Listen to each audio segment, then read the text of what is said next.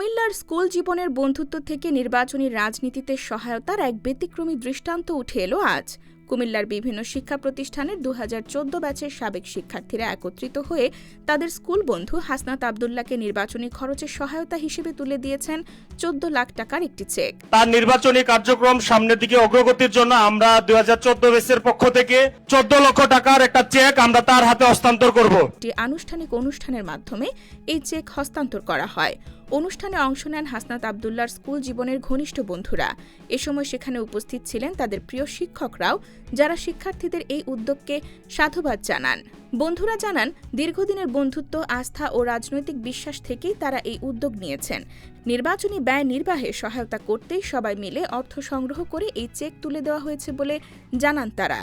অনুষ্ঠানে হাসনাত আবদুল্লাহ এই সহযোগিতার জন্য কৃতজ্ঞতা প্রকাশ করেন। তিনি বলেন, আমাকে ১৪ ব্যাচ যেভাবে হেল্প করে গেছে, এভাবে যদি আমাকে হেল্প করে যায় তাইলে আমি আমার কার্যক্রমকে অব্যাহত রাখতে পারবো, কারণ আমাকে তো কম হুমকি দামকে দেওয়া হয় নাই। শিক্ষকরাও শিক্ষার্থীদের এই সম্মিলিত উদ্যোগকে ইতিবাচক হিসেবে দেখছেন।